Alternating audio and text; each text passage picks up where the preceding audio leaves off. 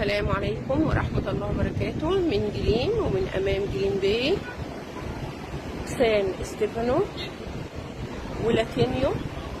شايفين حضراتكم الفيو الجميل، كل الخدمات هنا زي ما احنا شايفين متاحة. طبعا منظر ولا أروع ولا أجمل من كده. هندخل بقى علشان نشوف تصوير شقتنا. بسم الله الرحمن الرحيم. اهو زي ما انا سبق وقلت ان احنا دايما فرشنا من اباني. السجاد طبعا رائع، بصوا الالوان بتاعته ما شاء الله تبارك الله.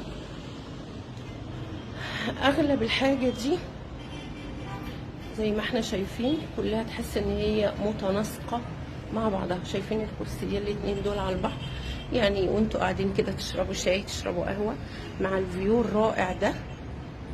اظن مفيش اجمل من كده. اهو الترابيزه دي كمان على فكره شيك جدا ما شاء الله. الكنب بتاع اباني الجميل، سفرتنا العسل.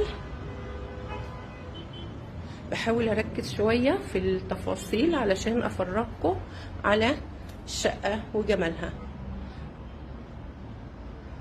من الشقق اللطيفه جدا عندي، واللي تحب تدخلها. طبعا الكونسول ده موجود عندي في اكتر من مكان. تابلوهات الشيك، السجاد بقى رائع تبارك الله تبارك الله. مطبخنا علشان ستات البيوت اللي بتحب تطبخ. تلاجة تبارك الله، ادي فرن، ميكروويف، كاتل، البوتاجاز طبعا ليت ان. يعني الحمد لله رب العالمين، فرش اكتر من رائع.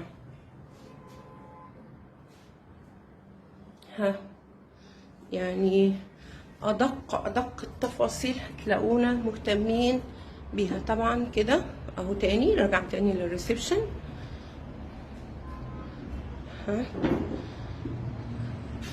هندخل منه على غرفة النوم المزدوجة اهي. سريرين، التكييفات طبعا دي شيء اساسية خلاص، يعني ما عادش.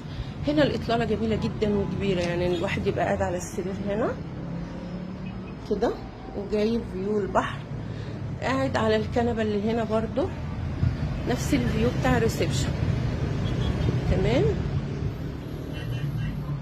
وكنبة زيادة كمان عشان لو حد عايز، لو معانا افراد زيادة. تجهيزات وامكانيات انتوا عارفين تبارك الله ما شاء الله. غرفة النوم اللي هي الماستر، ووادي التكييف. ايه رأيكم؟ حاجة سيمبل كده شيك، مريحة للأعصاب مريحة للعين. مفيش كركبة، مفيش هنا.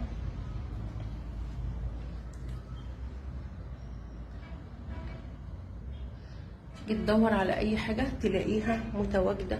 حتى ترابيزة المكوى يا جماعة تلاقيها موجودة، المكوى، النت.